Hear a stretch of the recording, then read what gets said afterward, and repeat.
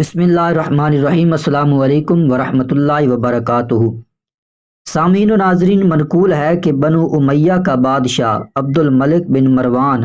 جب ملک شام میں طاعون کی وبا پھیلی تو موت کے ڈر سے گھوڑے پر سوار ہو کر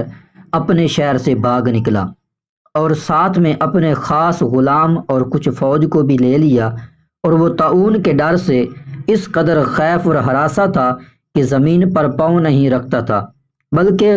گھوڑے کی پشت پر سویا کرتا تھا۔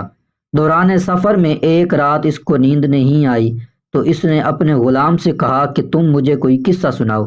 تو ہوشیار غلام نے بادشاہ کو نصیحت کرنے کا موقع پا کر یہ قصہ سنایا کہ ایک لومڑی اپنی جان کی حفاظت کے لیے ایک شیر کی خدمت گزاری کیا کرتی تھی، تو کوئی درندہ شیر کی ہیبت کی وجہ سے لومڑی کی طرف دیکھ نہیں سکتا تھا، اور لومڑی نہایت ہی بے خوفی اور اطمینان کے ساتھ ساتھ خدمت میں زندگی بسر کرتی رہی۔ اچانک ایک دن ایک عقاب لومڑی پر چپٹا تو لومڑی بھاگ کر شیر کے پاس چلی اور شیر نے اس کو اپنی پیٹھ پر بٹھا لیا۔ عقاب دوبارہ چھپٹا اور لومڑی کو شیر کی پیٹھ سے اپنے چنگل میں دبا کر اڑ گیا۔ لومڑی چلا چلا کر شیر سے فریاد کرنے لگی تو شیر نے کہا، اے لومڑی، میں زمین پر رہنے والے درندوں سے تیری حفاظت کر سکتا ہوں، لیکن آسمان کی طرف سے حملہ کرنے والوں سے میں تجھے نہیں بچا سکتا۔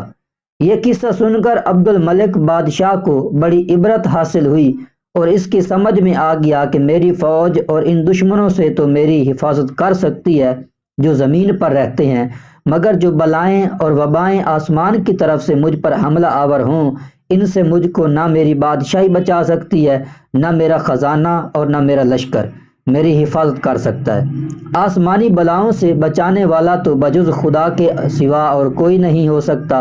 یہ سوچ کر عبد الملک بادشاہ کے دل سے طاعون کا خوف جاتا رہا اور وہ رضائے الہی پر راضی رہ کر سکون و اطمینان کے ساتھ شاہی محل میں رہنے لگا۔ سامعین محترم، اس سے ہمیں یہ سبق ملتا ہے کہ ہم کہیں بھی رہیں،